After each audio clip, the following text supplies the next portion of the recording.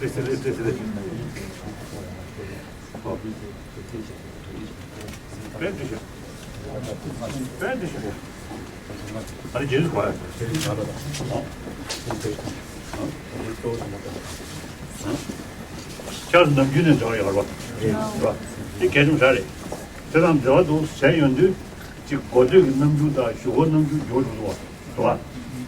我确实呢，民让个人喜欢了，到是往下边抢，都善用的人倒是手段牛了抢，是吧？你呢？特别那是我们善用的，能做地位大不了，我就打开吧，是吧呀？是吧呀？都不满足你们，是吧呀？他说，我们是善用的，我呢就在没成上是没呢，享受这样子，是吧？因为他当男子，他之前的让这过是过，但是你这让这的，我们说，你想说，你看有些上班的，这个门就叫这许多吧，是吧？这就是第一个讲究开始了，就是吧？这个战争呢，啊，我听到是很乱的过，肯定。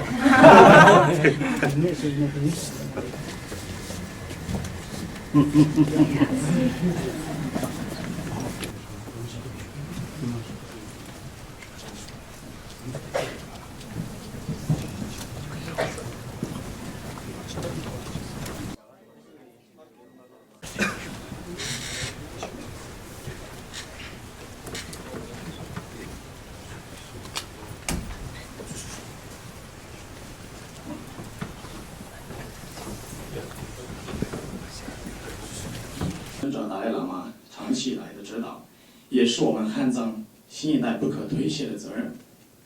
其最终的目的是让藏汉两民族以和平共处、相互理解的原则下，一起寻求一个双赢的立场。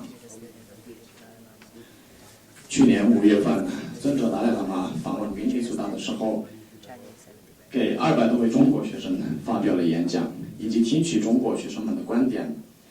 回答当时学生们提出的众多问题。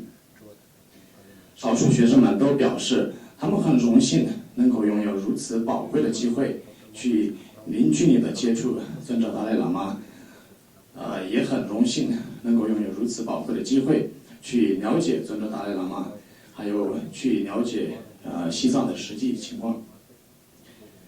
去年5月份的交流会结束以后，参与的藏汉学生们一直保持着联系。就在去年年底，尊者驻北美代表处的贡嘎扎西先生又到明尼苏达，与学生们讨论，并且给予各方面的建言。通过大家的支持与参与，今天我们才能够成功的举办这场交流会。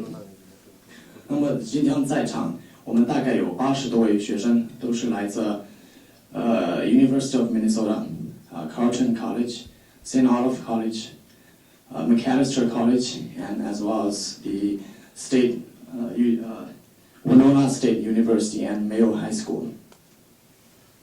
尽管岁月不饶人，我们的老一辈正在慢慢的离去，但作为新一代的我们，用开创、理解与和谐的方式去了解实际情况，是我们汉藏新一代的重任。我也坚信，这是解决西藏问题的最佳途径。因此，我希望在今后我们藏汉学生之间的友谊会更上一层楼，也希望能举办更大而广泛的汉藏学生交流会。最后，我代表在场所有的学生，再次由衷的感谢尊者达赖喇嘛在忙碌的日程中给我们演讲以及回答问题，谢谢。那么我就不在这浪费时间了，下面有请尊者达赖喇嘛给予我们演讲。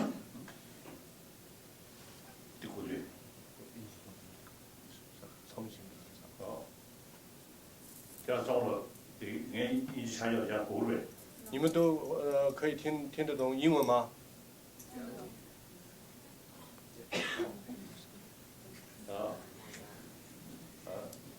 And my English is something special English, broken English.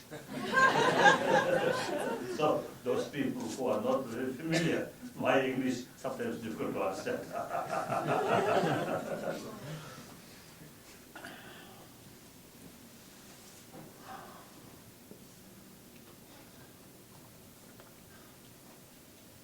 Young brothers and sisters, basically we are same human being.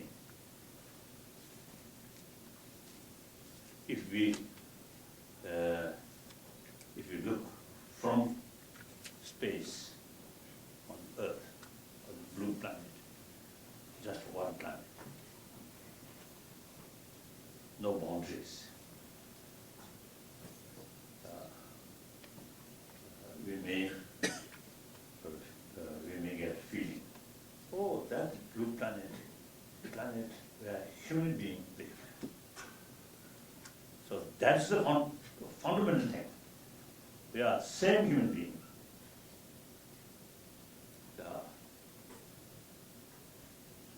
If we maintain that feeling, then hardly, there is no basis killing each other, cheating each other, bully each other. And the reality, we are social animals.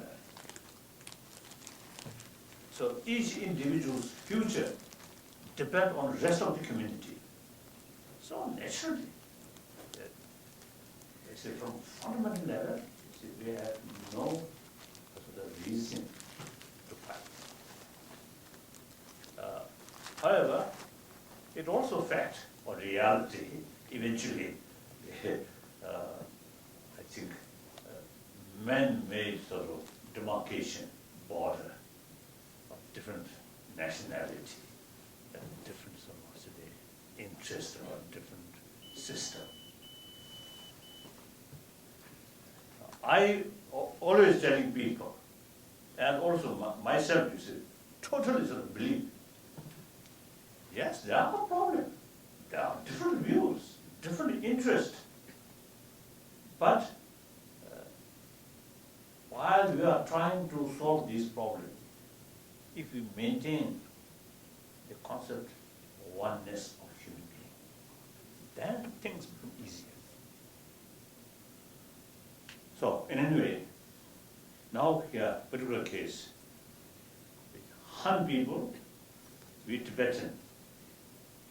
So, we are different, so sufficient reason to fight.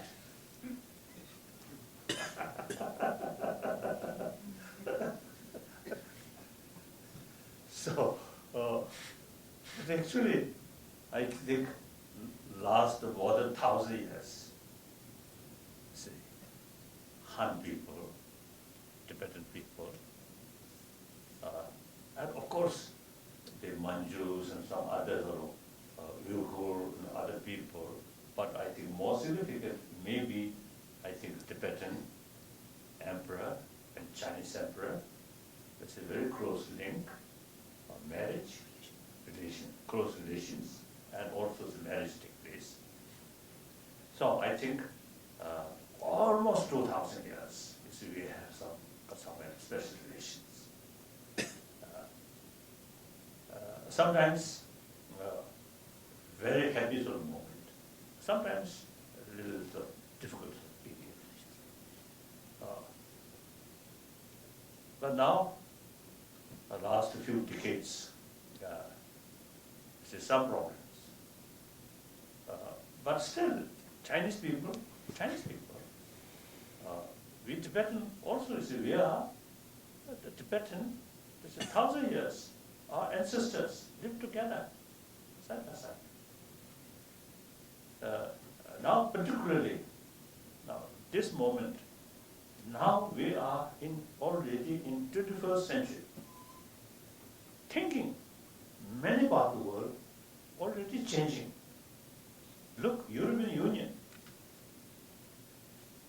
in early part of 20th century, or mid-20th century, the national interest of different sort of races, so something very, very sacred, very important. later part of the century, more mature, becoming more mature, they are thinking. So thinking about common interest and create European Union. Now here, I always admire the spirit of European Union, European Union. So Tibet case, we have our own language, our own script. Our script, not copied from Chinese script, maybe a little closer to Indian Devanagari sort of script. And then also the grammar, a little bit closer with India. But in any way, it is independent, our own language. And then, long history. I think I want to, now this is okay now, not much time. So, but now today, we must think reality. So therefore, Tibet, vast area, small population. Every Tibetan wants modernized Tibet. So therefore, in the meantime, it's a Tibet which is very, very backward. So therefore, Tibet remains within the peoples of China. It's our own interest. So, we fully committed, remain within the peoples of China. And meantime, we should have sort of, the meaningful autonomy, self-rule. Actually, when Chairman Mao Zedong there, when 17-point agreement signed, that 7-point agreement, and very much in the spirit of one country, two system. When 1954, when I went to Peking, and spent about 5 to 6 months in Peking. During that period, I met number of occasions Chairman Mao and Liu Shaoqi. Actually, Liu Shaoqi is my boss. I'm the 副委员长，全国人民代表大会常务委员会副委员长。Liu Shaoqi, Oyunzhang, so my boss. Very nice person. And his wife, Wang Kang or something. She also speaks English. So that time is my English very poor. She speaks quite well. So in any way, and also quite attractive. Liu Shaoqi very well, and Zhou Enlai, and Pang Dehuai, and all high officials I know. And during that period, I had several meetings with Chairman Mao. And in fact, I get some sort of lesson from him about Marxist-Leninist. So I very much attracted about the international working class people's movement. I very much attracted. So at that time, I so much impressed Marxism. So I asked Chinese authority, I would like to join Chinese Communist Party. At that time, the concerned officials, they told me, no hurry, wait. But as far as socio-economy theory is concerned, I am Marxist, still Marxist. But not Leninist. This sort of distinction, making distinction Marxism, Leninism, not me alone, many European communists, they also have the same view. They totally sort of believe democracy. At the same time, a genuine socialist idea like that. So at that time, we really, now one example, when I went to Peking, and then when I'm coming back, same route, the Kanzakonu. So when I returned from Peking through Kanzakonu, and then at one place, Tangkoha Silingen, coming to Peking. So on road, we stopped and we had tea and some chat. And I told him, last year, that means 1954, last year, when I go through this same road to Peking, in my mind, fear, doubt. Now, after 1 year, I'm coming back, same road. Now here, with full of confidence, full of hope. Like that. So,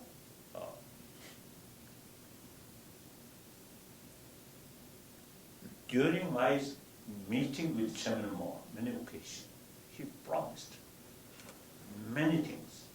And one day, not for example, one long table, I sit here, Chairman Mo sit there, and some other officials. Then 2 Chinese generals who stationed in Tibet stayed there. Then Chairman Mo pointing these 2 generals. I sent these generals in order to help you, in order to serve you.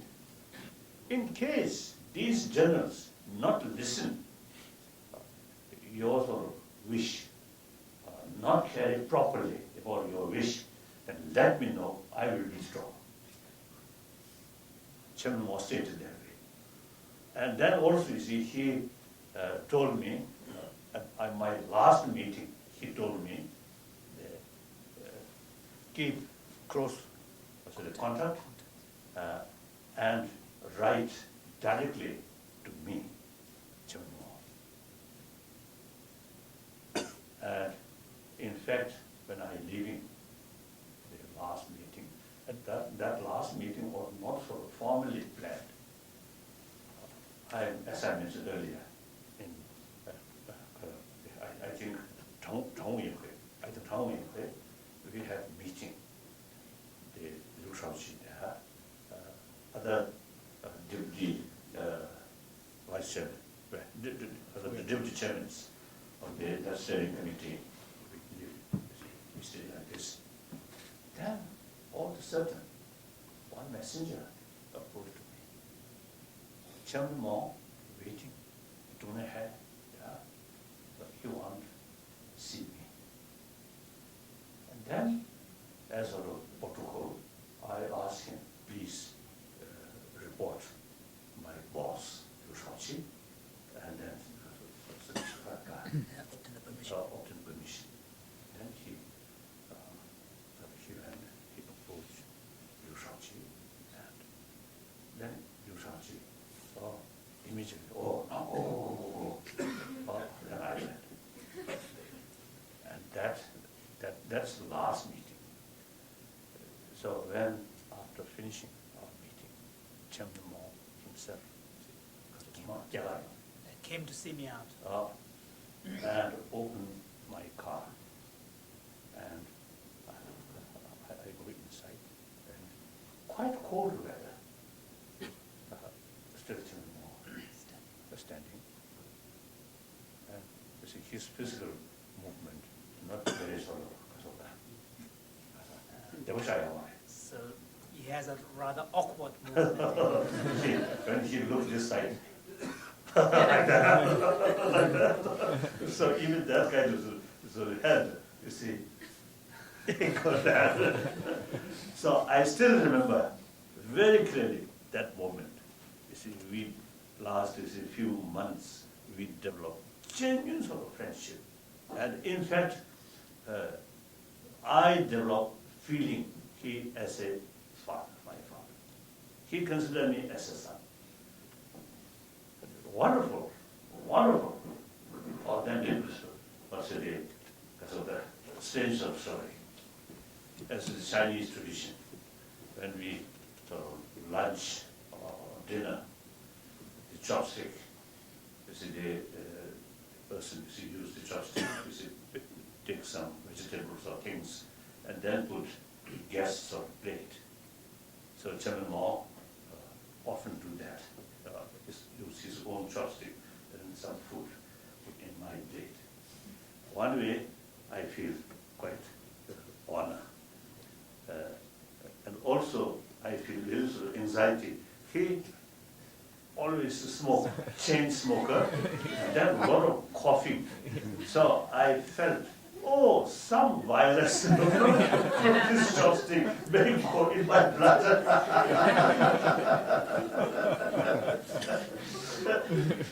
So then even 56, when I was in India, Buddha generation, Tuale, Horo came to Delhi. Of course, beside their business with Indian government, they also mainly come to see me and pursue me. I should return to Tibet. Then Tuale told me he carried some message from Chairman Mao, the reform, now postponed another 6 years. After 6 years, if still necessary, can postpone indefinitely. Because end of 55, beginning of 56, some crisis happened in eastern part of Tibet because of the reform. Not suit. The Tibetans are the area, you see, although roughly we can say feudal system, but very much compassionate feudal system, not like mainland China. So the reform, the way of reform, introduce, carry same way which take China, not suitable. That's why the crisis happened. So therefore, Mr. Chairman Mao decided it should postpone like that. At that time, Mr. Chouan told me, and also he told the Indian government, the Chinese central government, do not consider Tibet like any other ordinary Chinese provinces. Tibet case is something very unique case. So that's the early part of our history, right? Like that. Then gradually, I think Chairman Mao himself thinking more leftist views. Then, of course, everybody knows Cultural Revolution. And early 60, before Cultural Revolution started, Liu Shaoqi carried some more realistic policy. 63, 62, 63.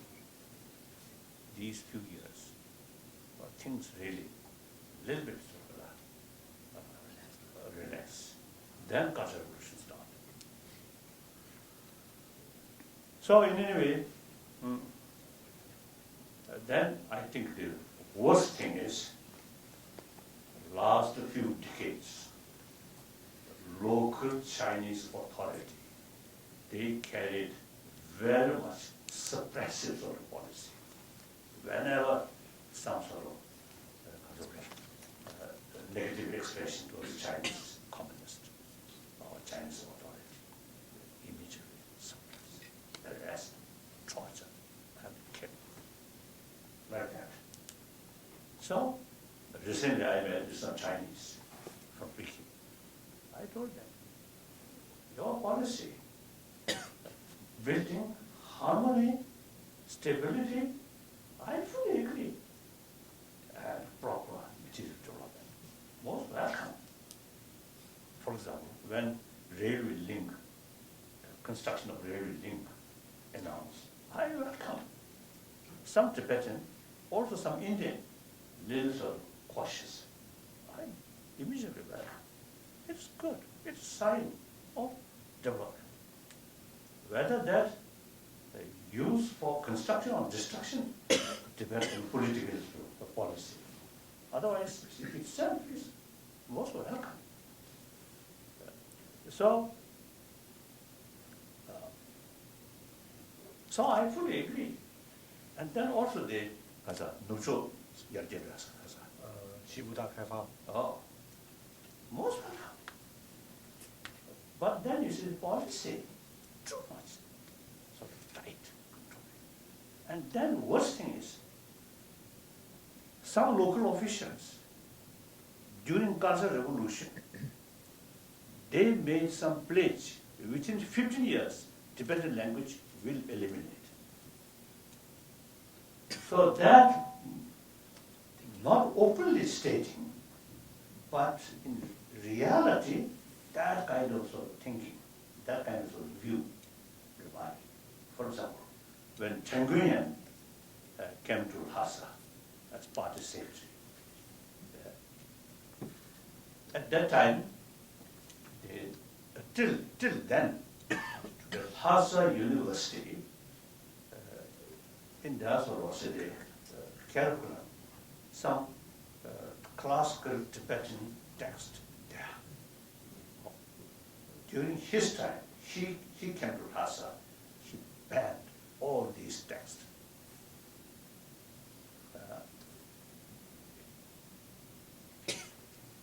Later, I think a few years ago, I met some Tibetan teachers in the Lhasa Tibetan University. They told me, they personally told me like that, these stories. So they were also text simply translated from Chinese text. And then also the monasteries or nunnery, they intensified political education. Many monks now dismissed. So that's this cause of 2008 crisis.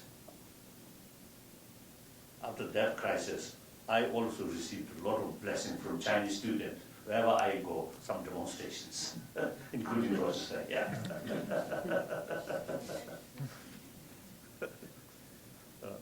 So, actually here, this hospital, I think some may remember that. You see, because I think about 100 or about 200 Chinese students, came and demonstration. So then I want to meet some of them, not all, some of them. Then the local police also arrange or agree. I think 5 or 6. I think you remember that? Oh yes. Oh, 5 or 6. You see, finally arranged. And I said, beside, then those Chinese. I think she seems to be willing to listen my explanation, but the rest, no willingness to listen, just to say, express their anger. And fortunately, between us is one table. Otherwise, they may slap on my face. So everywhere, United States, Europe, Australia, soon after 2008 crisis, wherever I go, it is quite now routine. Wherever I go, some Chinese students' demonstrations. But these demonstrators, not very serious. They simply come and not that much of enthusiasm. Some area, I think one time in Holland, some demonstrators there. Actually, they got good lunch, and they almost become assets of the holiday, like that. So, in any way, soon after 2008 crisis, which is such things there, then Chinese government must suppress Tibet. I think since before that also, I think almost 500,000 Tibetans killed. Then after 2008 crisis, also many of them killed and simply disappeared. So I told the Chinese whom I met recently, this policy never achieved stability and unity. In order to develop unity, stability, you must approach realistic policy. Then, certainly, I have 100% of belief we can develop genuine harmony. That means Hansam Da Tenje, and spirit of building healthy Zhonghua Renmin Gonghuo. I really love Gonghuo. In order to develop Gonghuo, English word, People's Republic, not very clear, but the Chinese language, Gonghuo means united, something like United States. So united. So that I love. Different sort of group of people, different sort of ethnic groups or national groups. They have different language, different sort of tradition or culture, but certainly we can live together. I always telling my Chinese friend, look, India, North Indian, South Indian, East Indian, West Indian, different language, different script, but no danger of separation. Equal. Government treated equal, a central government represent from all these states equal. So no danger. These narrow-minded leftist Chinese officials, in their mind, so long, some separate sort of culture, separate language, their separate identity, they fear, that might be cause of separation. So one time, Chenggunyan,